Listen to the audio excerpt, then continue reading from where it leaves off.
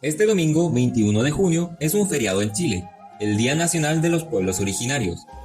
Y es que por estas fechas, estos pueblos en el hemisferio sur celebran la llegada del solsticio de invierno, el cual marca para ellos el inicio de un nuevo año.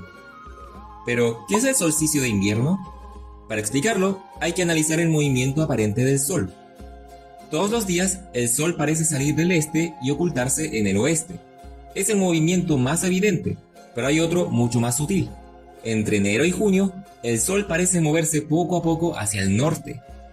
Aquí en el hemisferio sur, se ve como si el Sol se desplazara más hacia el horizonte al norte, haciendo que nos llegue menos energía del Sol y empiece a ser más frío.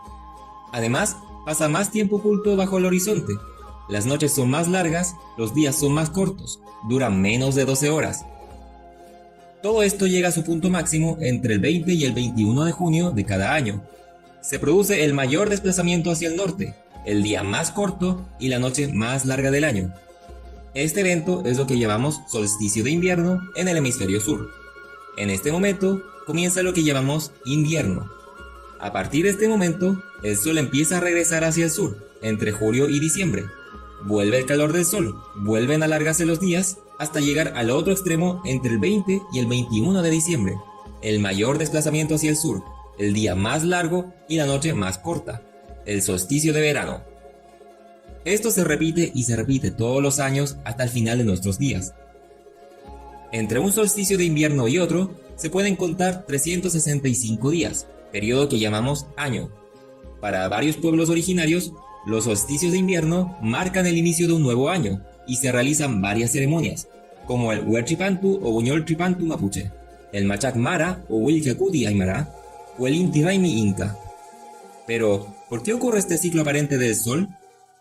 En realidad, no es que el Sol gire alrededor de la Tierra. La Tierra se traslada alrededor del Sol durante un año, y también rota alrededor de sí misma, produciendo los días y noches. Más aún, su eje de rotación no es perpendicular a su plano de traslación. Está inclinado un poco más de 23 grados.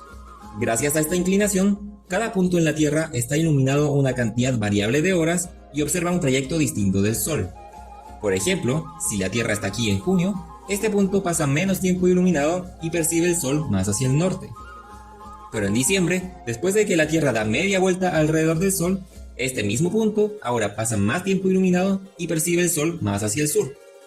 Por eso el Sol parece moverse entre el norte y el sur, produciendo las estaciones del año. Y por eso los días y noches cambian de duración, por la traslación de la Tierra y la inclinación de su eje de rotación. Ahora ya sabes por qué ocurren los solsticios y las estaciones del año.